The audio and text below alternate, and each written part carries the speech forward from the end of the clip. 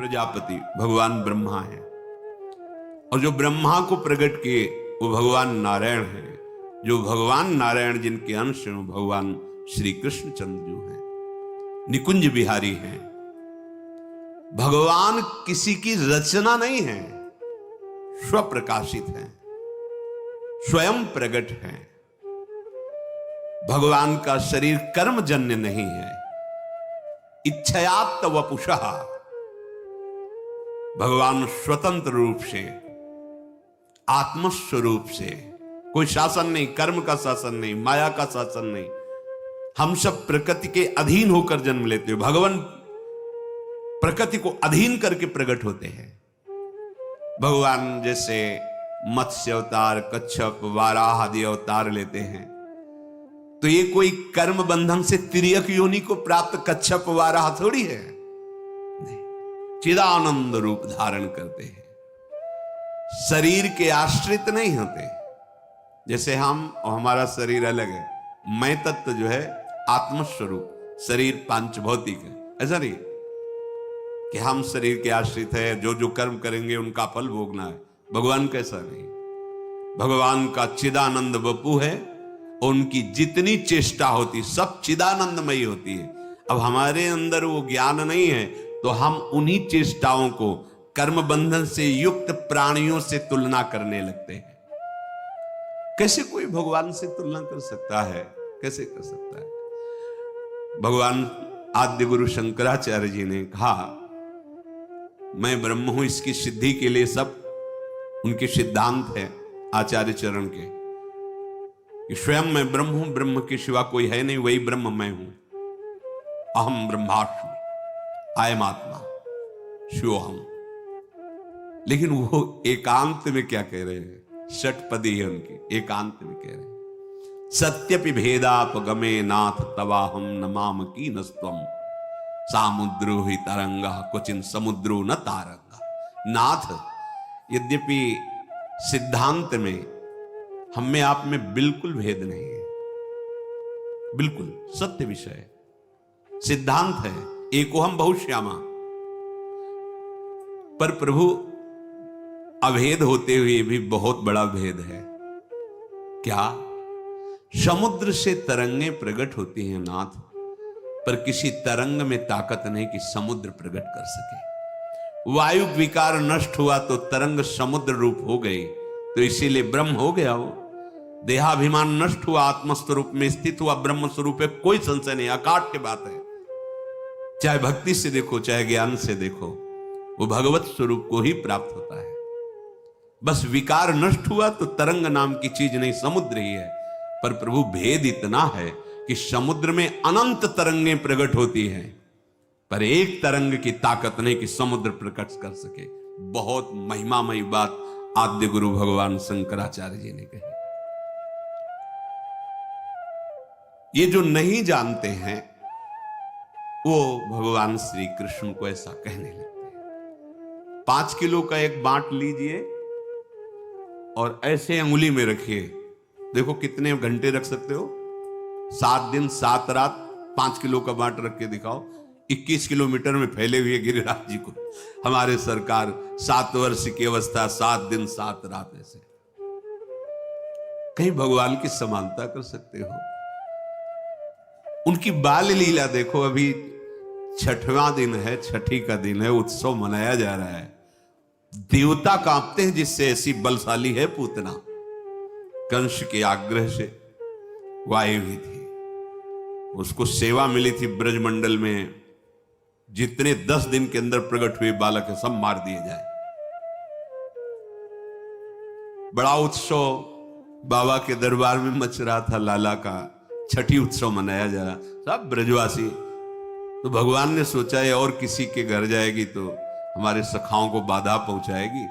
उसके मन में एकदम प्रेरणा हुई कि ये सब उत्सव मनाने जाते हैं, जिसका पहले उसी को मारें, फिर अन्य सबको। सीधे वाह जी, इतना सुंदर रूप रखा कि मैया यशोदा और रोहिणी मैया ने तो समझा कि साक्षात लक्ष्मी जी पधारी है अपने प्रीतम के दर्शन करने के लिए। साविस्तम, ऐसा सुंदर रूप। नूपुरों की झनकार करती हुई अंदर प्रवेश कर रही, किसी की हिम्मत नहीं कि पूछ ले तुम कौन हो, कहां से आए हो, सब रास्ता देते चले जा रहे। शायद अगर पूछती, रोकती तो कुछ राक्षसी पना दिखाती, पर अवसर ही नहीं मिला। सामने देखा पालने में अनंत ब्रह्मांडों का पालन करने वाला छोटे छोटे चरणारविंद से खेल रहे, उठा लिया, अपने स्तन का पान करा। छठी का दिन है, ऐसी महाबली पूतना, महान सामर्थ्य, देवता कांपते हैं। 6 कोस में उसका शरीर गिरा था, 6 कोस। ब्रजवासी जैसे कोई बड़ा पेड़ नहीं, जैसे कई ब्रजवासी लग करके ऐसे कुल्हाड़ से काट काट के उसके शरीर, और दिव्य सुगंध निकल रही, क्योंकि भगवान का स्पर्श हुआ, भगवान ने स्तन, और उसको जो मैया यशोदा को गति, वो उसको गति। कर सकते हो? कैसे तुम तुलना कर सकते हो? कोई 1000-2000 गोपी नहीं है, यूथ की यूथ गोपियां है, और सबके पार्श्व में श्री कृष्ण है, सबके गलबहियां दिए हुए श्री कृष्ण हैं। अगर कहा जाए तो गणना ही नहीं कर सकते कितनी गोपीजन, यूथ की यूथ गोपियां हैं। वेद की ऋचाएं, दंडकारण्य के महर्षि, मिथिला की कितनी कितनी गोपिकाओं के विभाग का शास्त्रों में वर्णन। और जब रास हो रहा है तो हर गोपी के पास श्री कृष्ण है, मनुष्य हर गोपी की बाहु में अनंत ब्रह्मांडों के स्वामी श्री कृष्ण है। सबको अनुभव हो रहा है, मेरे पार्श्व में मेरे प्रीतम विराजमान, अनुभव नहीं है साथ। कहां कितना उनकी लीलाओं को धैर्य से सुनो, तुम्हारी बुद्धि पवित्र होगी तो समझ में आने लगेगा। प्रकृतिम स्वामधिष्ठाय संभवामि, भगवान प्रकृति को अधीन करके प्रकट होते हैं। हम सब प्रकृति के अधीन होकर पैदा होते हैं। सामान्य प्राणी प्रकृति के परवश होकर जन्म लेता है, प्रकृति के आश्रित होकर कर्म करता है। भगवान परम स्वतंत्र हैं, वो प्रकृति की अध्यक्षता में प्रकट होते हैं। मूढ़ लोग प्रभु के अवतार के रहस्य को न जानकर, प्रभु को मनुष्य शरीर मानकर धारणा क्या बनी हुई है, क्या बनी हुई?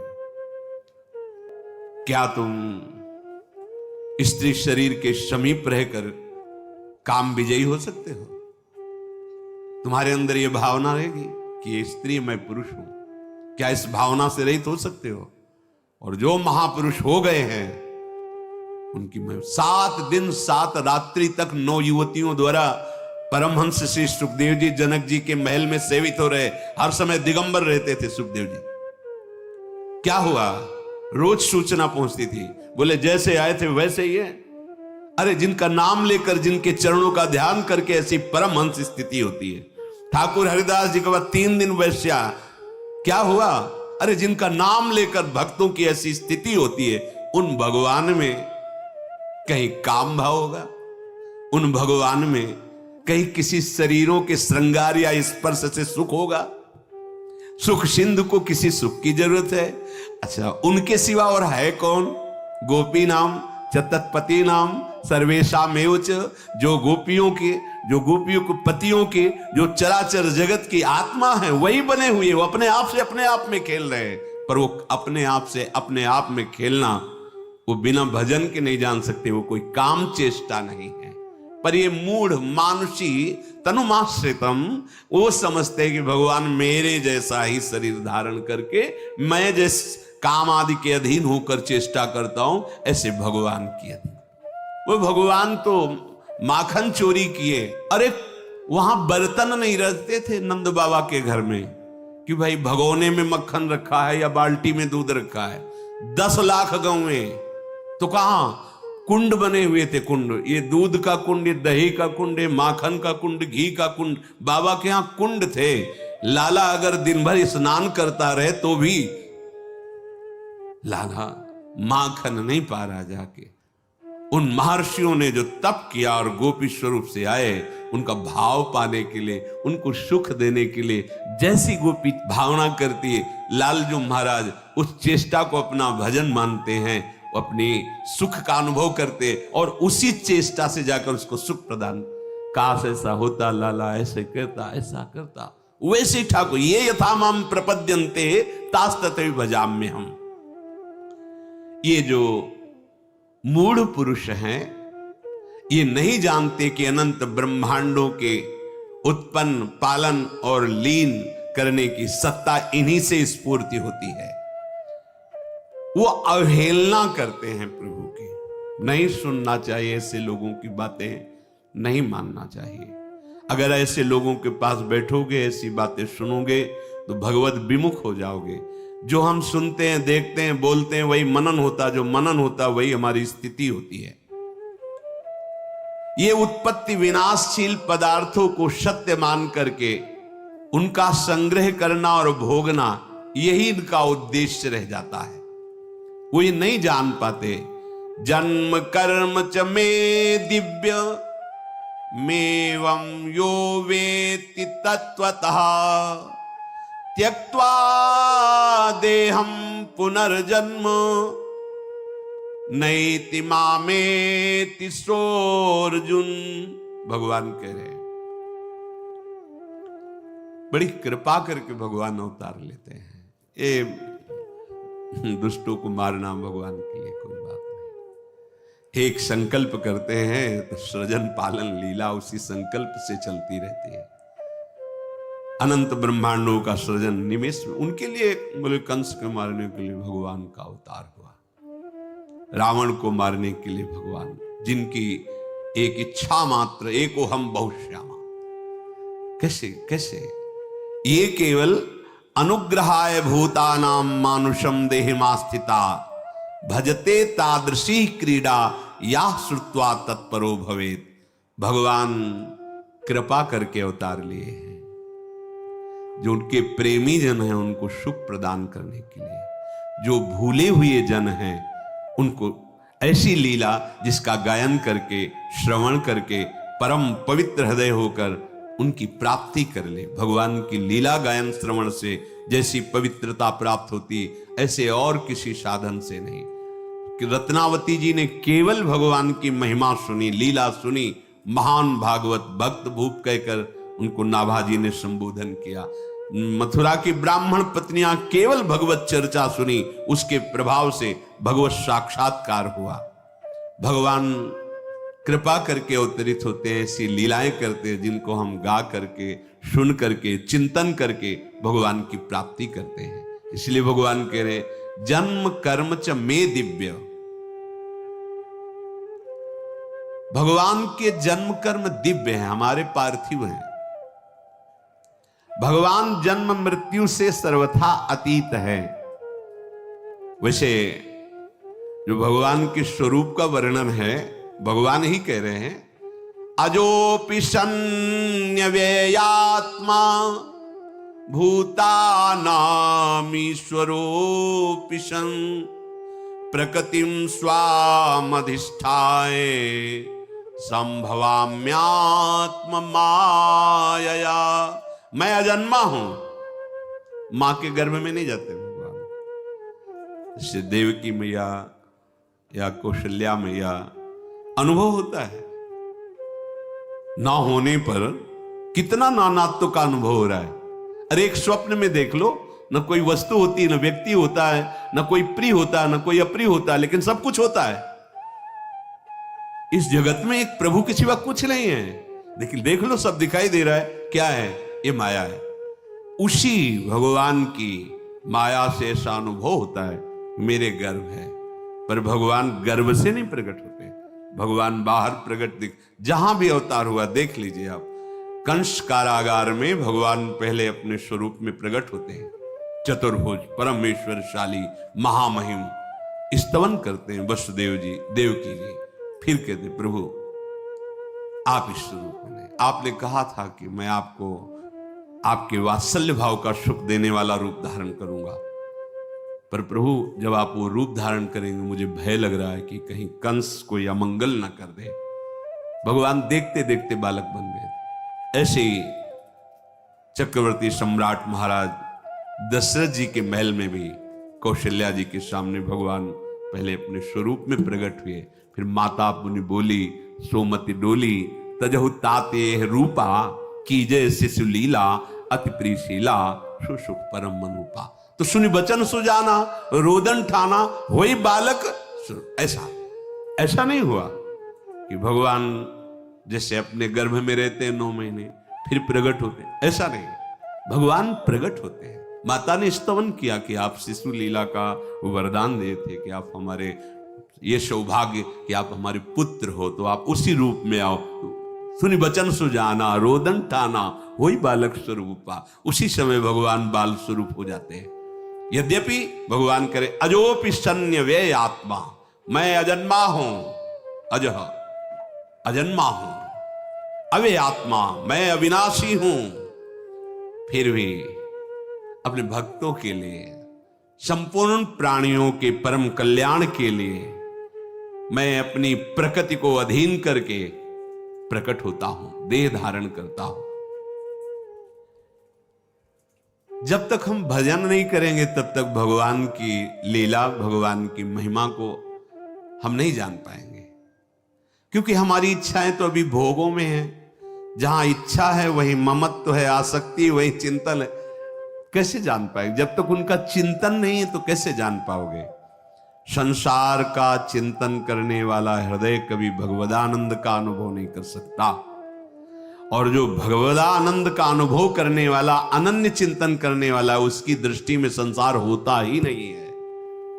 वहां केवल प्रभु होते हैं, केवल प्रभु, वासुदेवा सर्वम, केवल भगवान। ये ऐसा जैसे आपको दिखाई दे रहा है तो लगता है भावना करनी होती है, ये प्रारंभिक है ही नहीं कोई, केवल प्रभु ही। देखो गोपी जन करे जित देखूं तित श्याममय, श्याम ही श्याम, जड़ चैतन्य कछु नहीं दिखत, जित दिखत तित श्याम खड़े। भगवान जब प्रकट होते हैं तो लीला ऐसे ही करते हैं कि कोई विवेकवान भक्तिवान ही भगवान को समझ पावे, नहीं तो जैसे सत्यजित पधारे ना, तो सत्यभामा के साथ भगवान भी रो रहे थे, बड़ी विपत्ति आई, हमारे ससुर पधार गए। वैसा ऐसा लीला, ऐसी लीला करते हैं कि ये लगेगा कि भगवान है भला। हमें तुम्हें तो बात जाने दो, गरुड़ जी को नागपाश में बंध गए, मुझे छुड़ाना पड़ रहा है। इसीलिए इनकी शरण में रहकर इनसे प्रार्थना करता रहे कि कभी हमारे नेत्रों में आपकी माया का पर्दा न पड़ने पावे नाथ। भगवान की लीलाएं अलौकिक हैं। भगवान का चिदानंद धाम है, जहां अनादि अनंत, अनादिकाल से अनंत काल तक उनकी चिदानंदमयी लीला होती रहती है। उन्हीं भगवान को सर्वांतर्यामी रूप से निराकार भाव से उपासना की जाती है। जब अवतार लेते हैं तो सगुण साकार। इसीलिए हरिराम व्यास जी और बड़े बड़े महापुरुष कहते हैं निर्गुण सगुण ब्रह्म ते न्यारे, दोनों से विलग, क्योंकि इन्हीं से है वो हमारे बिहारी बिहारिंजू, जो नित्य वृंदावन चिदानंद धाम है। ये अपने महल में विराजते हैं बिहारी बिहारिंजू, और इन्हीं के अंश से सब ये लीलाएं होती रहती है। अब यहां से जब अवतार लेते हैं ब्रजमंडल में, तो यहां 2 अवतारों की लीला आती है। एक भगवान के ईश्वर अवतार जो कंस कारागार से नंदालय में पधारते हैं, और एक निकुंज से जो अद्भुत रास विलास लीला करते हैं। अगर ये रास विलास लीला भगवान नारायण की होती तो ध्रुवदास जी ने वर्णन किया है, शिव श्रीपति यद्यपि ललचाही मन प्रवेश तिन उनको नाही, निगमागम की कौन चलावे महाविष्णु के मन नहीं आवे, या रस को तवही अधिकारी कृपा करें जब राधा प्यारी। अगर रसिकों की वाणी का आपको परिचय नहीं है तो आप केवल पुराणों से, सिद्धांतों से नहीं समझ पाएंगे, क्योंकि उसके आगे जिसे वेद कहता नेति नेति, उसके आगे रसिक जनों ने जो स्वाद लिया है, जो देखा है, वो यहां वेद रसकन की वाणी, श्री वृंदावन धाम इष्ट श्यामा महारानी, तब ये आंतरिक रहस्य समझ में आता है। गीता में भी भगवान जी ने कहा कि अनन्य भक्ति के द्वारा ही मैं संपूर्णतया जानने में आता हूं। कोई तप यज्ञ आदि के द्वारा मेरे संपूर्ण रूप को नहीं जान सकता। अनन्य भक्ति अर्थात प्रेम के द्वारा ही मैं पूर्ण जानने में आ जाता हूं। संपूर्ण प्राणियों के भगवान शासक हैं, ईश्वर हैं, पर वो अवतार लेते हैं, छोटे बनते हैं। जैसे अर्जुन जी के साथ हैं, पर वो जान पा रहे हैं कि ये महामहिम विराट यही हैं? नहीं जान पा रहे। भगवान वो दृष्टि प्रदान करते हैं अर्जुन जी को। ओ अर्जुन जी जो रूप देखते हैं अब भगवान का तो कांप जाते हैं। वही भगवान जिससे हास परिहास करते हैं, हे कृष्ण हे सखे ऐसे कहकर वार्ता करते हैं, वही भगवान जब अपने विराट रूप का वही हैं, विराट रूप लिए बैठे हैं, सारथी बने, पर क्या कभी देखे पाए? जब भगवान ने उनको दिखाया तो कांप गए। ये भी भगवत स्वरूप है अर्जुन जी, नर नारायण स्वरूप में विराजमान होकर के बद्री नारायण में सदैव तप परायण रहकर जगत का मंगल करते हैं। ये भगवान नारायण स्वरूप ही नर हैं ये अर्जुन जी। लेकिन भगवान के विराट रूप को देखा, आप पढ़ के देखो, कांप रहे हैं। तुमादि देवा पुरुषा पुराणा तुमस्य विश्वस्य परम निधानम वेत्तास्य वेद्यम परमम च धाम त्वया ततम विश्वमनंत रूपम वायुर्मवग्निर्वरुणा शशांका प्रजापतिस्त्वं प्रपिता महश्च। अर्जुन क्या देख पा रहे हैं भगवान के स्वरूप को। इससे भी लगे भूमा रूप का दर्शन कराया। कैसे कोई पार पा सकता? अगर ये जनावे तो जान ले, नहीं तो कोई पार ही नहीं पा सकता है। आप और आप स्वयं जाकर वहां प्रणाम करते हैं, भूमा पुरुष है, प्रणाम करो इनको, जो ब्राह्मण बालकों का अपहरण करके। ये भगवान अवतार के समय अपनी शक्ति को छोटे से छोटा करके, जितना जहां जैसी आवश्यकता है, वास्तव में यही भगवान की भगवत्ता है कि जो अनंत ब्रह्मांडों का शासक है वो अर्जुन के घोड़े हाँक रहा है। अर्जुन की आज्ञा, मेरा रथ है केशव ले चलो, दोनों सेनाओं के मध्य में खड़ा करो, भगवान को आज्ञा कर रहे। जैसा जैसा भाव भगवान पर किया जाता है वैसा ही अनुभव कराते हैं। सतोगुण रजोगुण तमोगुण, इन तीनों गुणों से अलग भगवान शुद्ध स्वरूप से प्रकट होते हैं। कोई रंग ही नहीं है जिससे, कल एक बच्ची पूछ रही थी, प्रियाजू कितनी गोरी हैं और श्याम सुंदर कितने काले हैं। गोरी प्रिया भी चकोरी की तरह जिले देखती है, ऐसे श्याम सुंदर है। नंद के लाल हरियो मन मोर, कौन बोल रहे? हमारी स्वामिनी जी, जिनके रूप का वर्णन करने के लिए उनकी सखियां कहती तेरो रूप कहत नहीं आवे। प्यारी जी कैसी कोटि कोटि रसना जो रोम रोम प्रति होए, प्यारी जू के रूप को न प्रमाण कहो जाए। चाहे स्वामी जी बोले, चाहे हित जी बोले, चाहे ध्रुवदास जी बोले, जितने रसिक महापुरुष, ऐसा रूप प्यारी चकोरी की तरह देखते हैं। थे कहत चहत प्रीतम दिसी बदन चंद्र मनो त्रसित चकोरी। आप देखो ऐसे हैं काले श्याम सुंदर कि गोरी प्रियाजू के नेत्र चकोरी की भांति उनके रूप लावण्य मिले। ऐसे मत समझना कि श्याम सुंदर काले जैसे है, ऐसे नहीं है। मुनि मन मोहन, विश्व मन मोहन, मदन मन मोहन और सुमन मन मोहन। नंदालय में जो खंभे हैं वो मणिजटित हैं, तो लालजू की जो प्रतिबिंब जब माखन खाएगा, ऐसे कितना सुंदर रूप। और मैया देखकर आनंद ले, स्वमन मनमोहन, अपने रूप को देखकर लुभायमान हो जाते हैं और कहते हैं हमसे दोस्ती करोगे? वो रूप दिखाई दे रहा है, बहुत सुंदर, माखन खाओगे? नहीं खाओगे? अच्छा, प्रभु अनंत ज्ञान के समुद्र, अनंत रूप के समुद्र। और प्रियालाल का जो रंग है वो प्रकृति में है ही नहीं है। प्रकृति में सतोगुण रजोगुण तमोगुण से ही सब कुछ प्रकट हुआ है।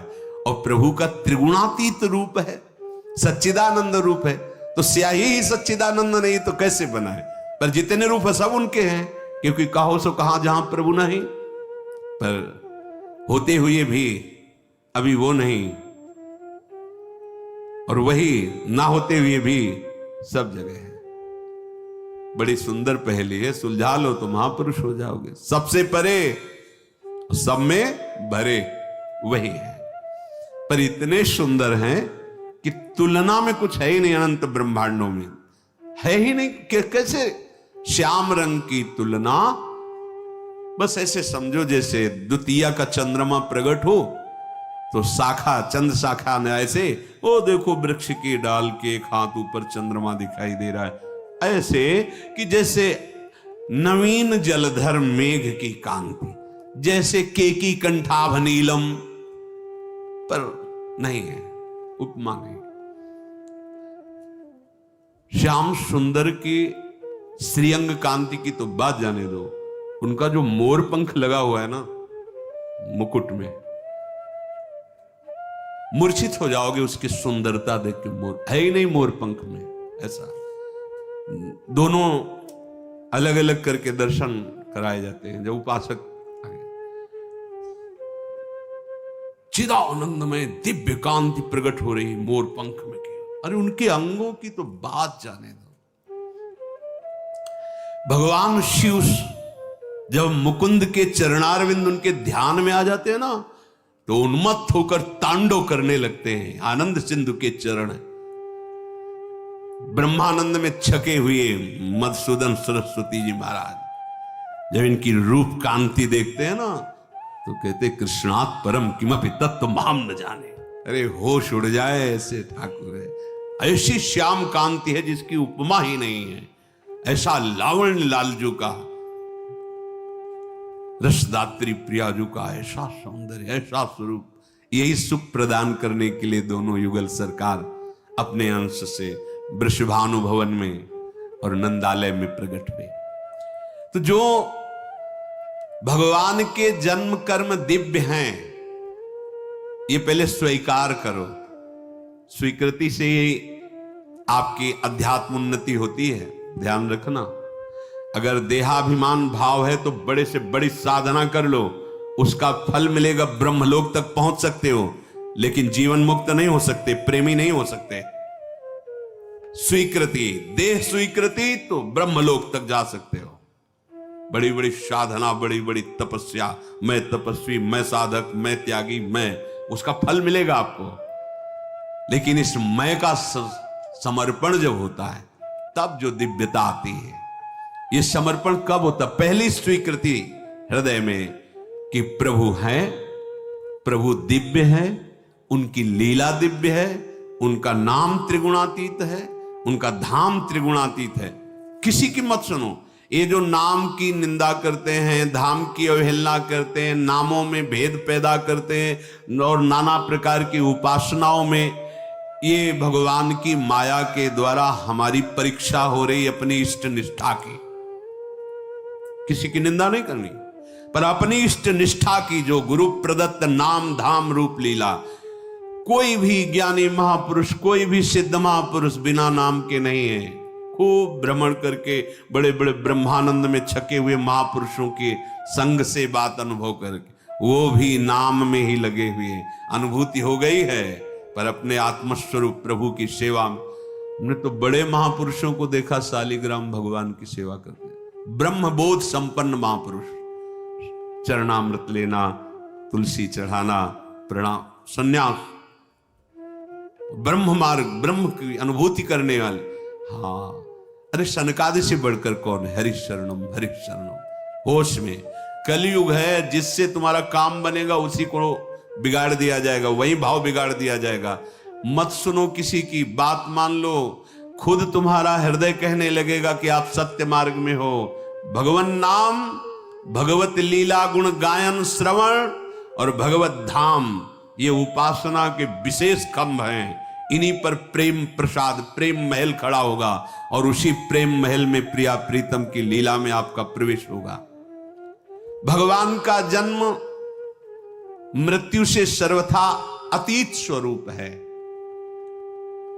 कहीं ऐसा थोड़ी हुआ कि भगवान पधारे तो फिर उनके श्री विग्रह को संस्कार किया गया, कहीं ऐसा, अगर ऐसा कहीं तो ठीक नहीं है, क्योंकि भगवान अवतरित होते हो अंतर ध्यान हो जाते हैं। भगवान श्री राम अपने परिकर सहित सरयू में अपने साकेत धाम पहुंच गए। भगवान द्वारिकाधीश विमान आया, पहले उस जो बाण बेधने की लीला उसको पहले पहुंचाया परम धाम, और आप अपने परम धाम को गए। भगवान का दिव्य जन्म और मृत्यु से अतीत स्वरूप है। कृपा पूर्वक मात्र जीवों का हित करने के लिए स्वतंत्रता पूर्वक मनुष्य रूप या और रूप, वाराह, मत्स्य, कच्छप आदि, नरसिंह आदि, ये रूप धारण करके लीला करते हैं। उनका जन्म कर्मों के परवश नहीं होता, वे अपनी इच्छा से शरीर धारण करते हैं। भगवान का साकार विग्रह है, इसमें ना हड्डी होती है, ना मांस होता है, ना त्वचा होती है, ना रक्त होता है, न ये संतानोत्पत्ति आदि के जो, क्योंकि ये पाप पुण्य मिश्रित शरीरों में होते हैं। सोचो, काम इन शरीरों पर अधिकार करता है। अरे आपके भाव पर अधिकार नहीं कर सकता काम, तो भाव देह और फिर चिदानंद आराध्य देव, बस जब तक भजन नहीं करोगे समझ में नहीं आएगा। लौकिक पांच भौतिक शरीर में ही रज और वीर्य होता है, उसी से ही संतानोत्पत्ति होती है। भगवान का विग्रह पाप और पुण्य और पंचभूत और इन सब सप्तम धातु से बिल्कुल बिलग है, नित्य है, अनामय है, अलौकिक है, विकार रहित है, परम दिव्य है। अन्य जीवों की अपेक्षा तो देवताओं के शरीर भी दिव्य होते हैं, पर होते वो भी प्रकृति रचित है। देवताओं के भी दर्शन ऐसे थोड़ी हो जाते हैं, कहां ऐसे दिखाई दे रहे हैं? और है आपके ही शरीर में वास कर रहे हैं, सारे देवता वास कर रहे हैं। अभी आराधना करो वो प्रकट हो जाएंगे। जैसे हाथों में इंद्र का वास है, अलग अलग देवता हर शरीरों में, उनको कहीं बुलाने की थोड़ी जरूरत, तुम्हारे शरीरों में बैठे हुए हैं। भगवान जब स्वरूप धारण करते हैं तो जहां जहां प्रकट हुए हैं वो अपने स्वरूप में, फिर बाल रूप में, पर लोकाभिरामम स्वतनुम धारणा ध्यान मंगलम योग धारणा अग्नेया दग्ध्वा धामा विशत स्वकम।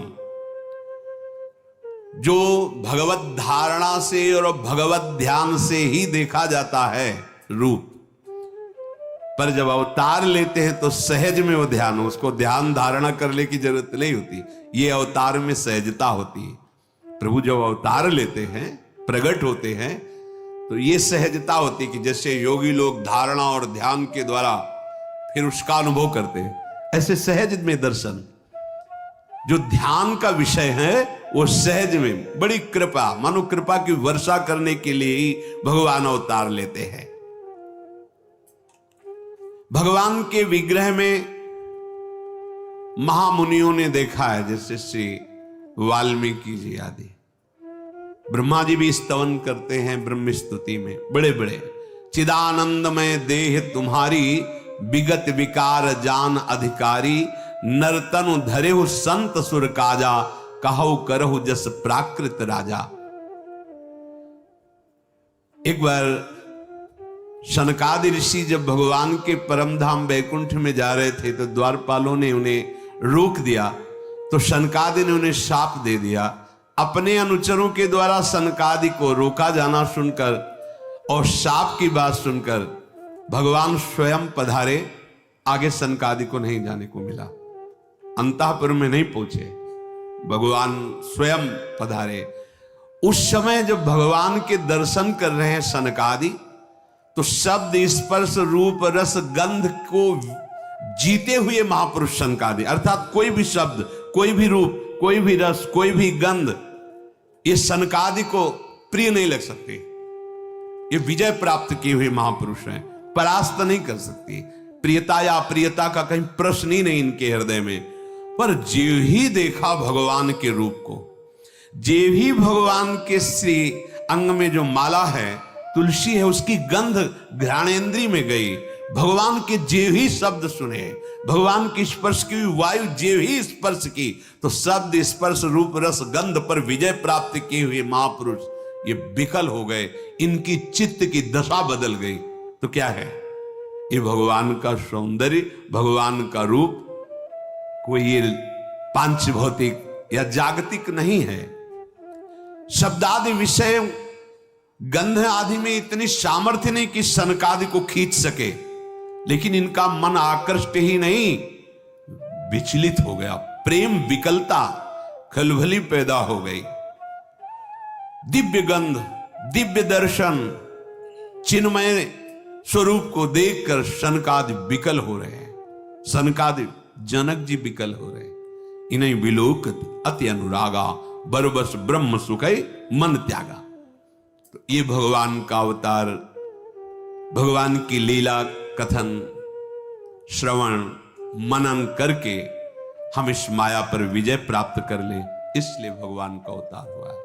अगर हम भजन नहीं करेंगे, सदाचरण नहीं करेंगे, भगवत चिंतन परायण नहीं रहेंगे, तो एक दो दिन आप उत्सव मना लो आस्तिकता के कारण, फिर इसके बाद आपका चिंतन वही विषय रहेगा ना, तो आनंद तो नहीं आया ना। नंद के आनंद है, ये तभी होगा जब यहां आनंद सिंधु जो हैं वो प्रकट हो जाए। वो तभी प्रकट होंगे जब आपका चिंतन अनन्य होगा। अन्य चिंतन, ये बहुत बड़ी बात है, यहां अपने लोग चूक करते रहते हैं। सुलभा भगवान शब्द बोले हैं, सुलभा, मैं उसके लिए सुलभ हूं। अनन्य चेता सततम यो माम स्मृति नित्य सा तस्याहम सुलभा पार्थ, मैं उसके लिए सुलभ हूं। बस चिंतन, चिंतन उसी का बनता है जो भगवान की लीलाओं का गायन करता है, लीलाओं का श्रवण करता है और उनकी चरण सेवा करता है, सेवा विराजमान करता है, नाम कीर्तन करता है, नाम जप करता है। इससे अभ्यास ऐसा बन जाता है कि फिर प्रभु का चिंतन छूटता ही नहीं। तंद्रा में है या निद्रा में है, स्वप्न में है या जागृति में है, वही बने रहते हैं, उन्हीं का चिंतन चलता रहता है। उनका चिंतन होना अर्थात भगवत प्राप्ति होना, अखंड चिंतन। फिर आप देख लेना, चिंतन संभालो। भगवान का अवतार अनन्य चिंतन करवाने के लिए हुआ है कि हमारी लीलाओं को गाओ, सुनो और उनका मनन करो, हमारा अनन्य चिंतन करो। कृपा सिंधु भगवान अकर्ता हो करके भी ऐसी चेष्टाएं, ऐसी क्रियाएं करते हैं जिनके केवल गाने मात्र से, देखो,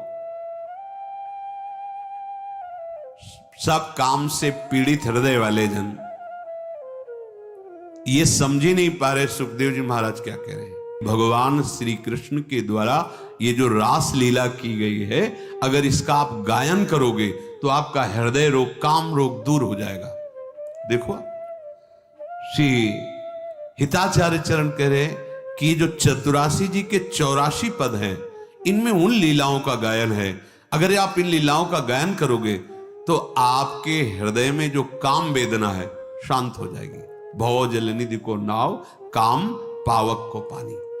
आपके हृदय में प्रेम प्रकट हो जाएगा, प्रेम भक्ति को मूल। आपके सारे शोक संताप नष्ट हो जाएंगे। मोद मंगल सुखदानी, और सारे वेदों का सिद्धांत सार है भगवत लीलाओं का गायन श्रवण करना। और इन्हीं नेत्रों से निर्खय जुगल किशोर, इतना लीलाओं में सामर्थ्य भरी है। अगर हम प्रभु की लीलाएं जो प्रभु प्रकट होकर किए उनका गान करें, प्रभु को ही सुनाएं और उनका श्रवण करें और उनका मनन करें और नाम जप करें, तो इसी जन्म में हमें भगवत प्रेम प्राप्त हो जाए, जो हमारे जीवन का परम लाभ है। सच्ची सच्ची, जैसे आप आंख मूंदते हैं तो अंधेरा नजर आता है ना, ऐसे आप खोले रहो या मूंदे रहो, वो गौर श्याम कांति झलकती रहती है, वो कृपा करके हृदय में प्रकाशित रहते हैं। ऐसे है तो जिधर देखो उधर वही छाए रहते हैं।